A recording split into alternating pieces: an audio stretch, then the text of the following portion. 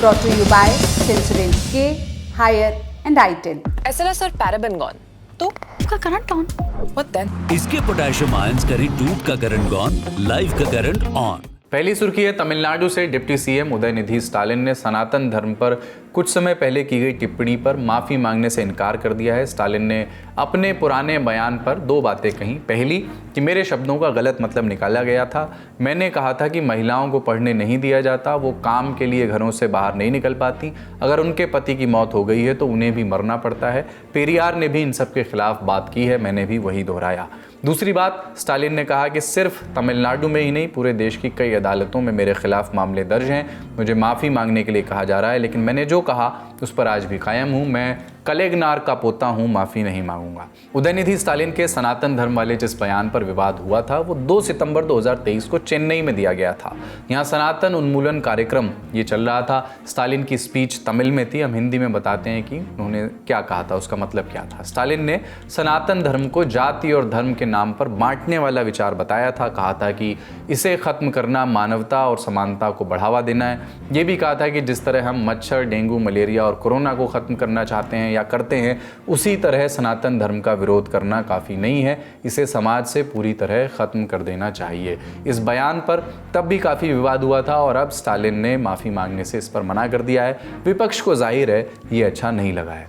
जो लोग सनातन पर सन की सियासत करते हैं उनको समय समय पर जो है वो इसका जवाब मिलता रहा है। अब अगर उनकी सनातन पर सन की सियासत ही उनका जो है वो सियासी यूएसपी है, तो ये बात समझ लें कि इस तरह की सन की सियासत उनका सुपड़ा साफ करेगी। We cannot criticize anybody's religion's faith. Whatever may be the thing, as a deputy CM of Tamil Nadu, he has to follow whatever the religion people follows their faith. मुख्यमंत्री एमके स्टालिन के बेटे उदयनिधि का एक और बयान चर्चा में है। उन्होंने कहा कि कुछ लोग राज्य में हिंदी भाषा थोपने की कोशिश कर रहे हैं। ऐसे में तमिलनाडु के लोग बच्चों का नाम तमिल में रखें। ये सारी बात एक हिंदी महोत्सव समापन समारोह से शुरू हुई। समारोह में तमिल थाई वास्तु, जो वहाँ का राज्य गीत है, वो गाया जा रहा था। गाते वक्त गीत से द्रविड़ शब्द छूट गया। स्टालिन ने इसे तमिल भाषा का अपमान बताया। कहा कि जब तक डीएमके का अंतिम कैडर जिंदा है, जब तक अंतिम तमिल जीवित है, कोई भी तमिल तमिलनाडु और द्रविड़म को छू नहीं सकता। राज्यपाल RN रवि पर आरोप लगाया उन्होंने कि उन्हें द्रविडियन एलर्जी है और उन्हें तुरंत पद से हटा देना चाहिए। राज्यपाल के कार्यालय ने इस आरोप का खंडन किया। उनके मीडिया सलाहकार थिरुगाना सबंदम ने कहा कि यह अनजाने में हुआ है और राज्यपाल का इससे कोई संबंध नहीं है। तमिलनाडु वैसे इकलौता प्रदेश है जहां पिता मुख्यमंत्री हैं और पुत्र उदयनिधि स्टालिन उप मुख्यमंत्री हैं।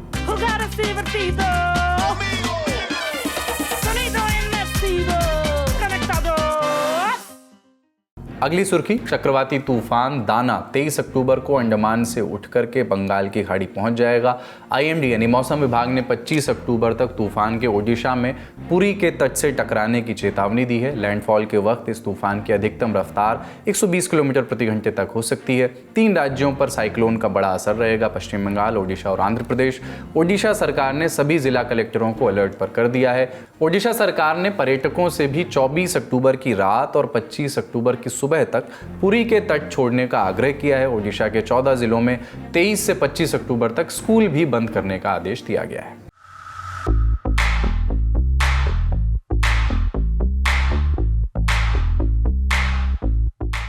अगली सुर्खी संसद भवन में हो रही एक बैठक से जुड़ी है, जिसमें 2 सांसदों के बीच कहासुनी ऐसी बढ़ी कि बोतलें तक चल गईं। संसद भवन में 22 अक्टूबर को वक्फ बोर्ड बिल पर JPC की मीटिंग बुलाई गई थी, जॉइंट पार्लियामेंट्री कमेटी की। मीडिया रिपोर्ट्स और सूत्रों के हवाले से आई जानकारी कहती है कि मीटिंग के दौरान किसी बात पर TMC के सांसद कल्याण बनर्जी और BJP के सांसद अभिजीत गंगोपाध्याय के बीच बहस हुई। बहस बढ़ती गई, तभी कथित तौर पर कल्याण बनर्जी ने वहां रखी कांच की पानी की बोतल मेज पर दे मारी और खुद ही चोटिल हो गए। उन्हें अंगूठे और एक उंगली में चोट लगी है। बाद में उन्हें इलाज के लिए ले जाया गया। मीटिंग के बाद जो विजुअल सामने आए उसमें कल्याण बनर्जी के हाथ में चोट लगी हुई दिख रही है। ये सब होने के बाद मीटिंग कुछ देर के लिए रोकी गई। कल्याण बनर्जी और अभिजीत दोनों मीटिंग रूम से बाहर चले गए।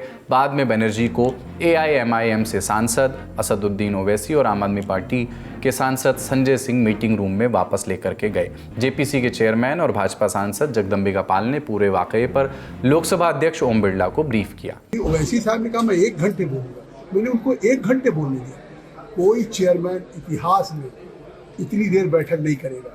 मैं रोज सुबह 11 बजे से शाम को 5 बजे 6 बजे तक बैठक करता हूँ। ये पहली बार वो मेरे ऊपर अपने गुनाहों को छिपाने के लिए आरोप लगा रहे हैं। मैं किसी को बोलने का अवसर देता हूँ, बार बार अवसर देता हूँ।